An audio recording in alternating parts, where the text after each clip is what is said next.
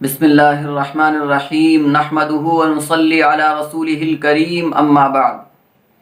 معزز ناظرین کرام، صدقہ فطر کی مقدار کیا ہے اور کون کون سی چیزیں صدقہ فطر میں نکالی جاتی ہیں؟ تو اس میں سب سے اول تو وہ کون کون سی چیزیں ہیں جو صدقہ فطر میں نکالی جاتی ہیں، تو حدیث کے اندر اور فقہی کتابوں کے اندر 4 چیزوں کو بیان کیا ہے، جن میں سب سے اول گیہوں، جو، کھجور اور کشمش۔ ان 4 چیزوں کے ذریعے سے صدقہ فطر کی ادائیگی کی جاتی ہے۔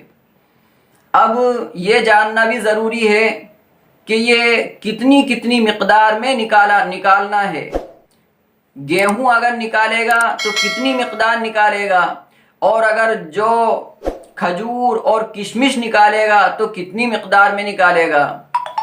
تو گیہوں کے ساتھ میں گیہوں یا اس کا آٹا یا ستو اگر انسان نکالنا چاہتا ہے تو 1.25 کلو اس کو نکالے، اور قیمت اگر نکال دے تو یہ زیادہ بہتر اور افضل ہے۔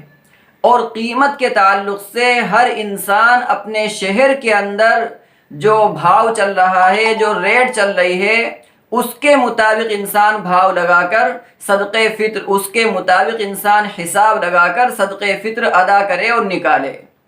اور اسی طرح اگر وہ جو نکالنا چاہ رہا ہے، یا کھجور نکالنا چاہ رہا ہے، یا کشمش نکالنا چاہ رہا ہے، تو یہ 3.5 کلو نکالنا ہوگا۔ اور بازار کے اندر جو کی، کھجور کی اور کشمش کی جو ریٹ چل رہی ہے، جو اس کا بھاؤ چل رہا ہے، اس کے مطابق حساب لگا کر 3.5 کلو کا حساب لگا کر اس قیمت کو ادا کر دے، یا ان چیزوں کو خرید کر وہ 3.5 کلو ادا کر دے۔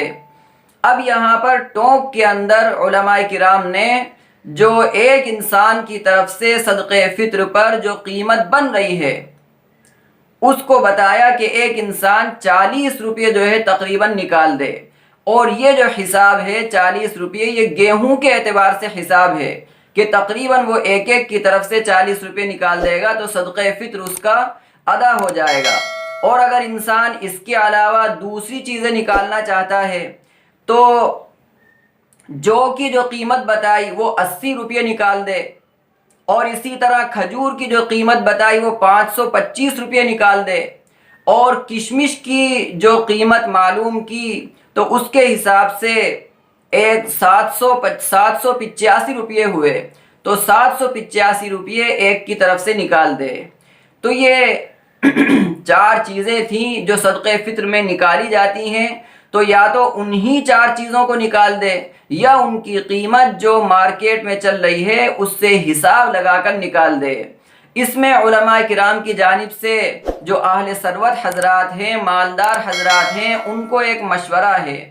وہ مشورہ ان کے لیے یہ ہے کہ وہ گیہوں نہ نکالیں، یا اس کا بھاؤ لگا کر جو ہے صدقہ فطر ادا نہ کریں، بلکہ ان کے لیے مناسب یہ ہے کہ وہ جو کا بھاؤ لگائیں، یا کشمش کا بھاؤ لگائیں، یا کھجور کا بھاؤ لگائیں، تاکہ غربا اور فقراء کو زیادہ سے زیادہ مال پہنچ سکے، اور ان کی جو بھی ضروریات ہوں وہ بسہولت اور آسانی سے پوری ہو سکیں۔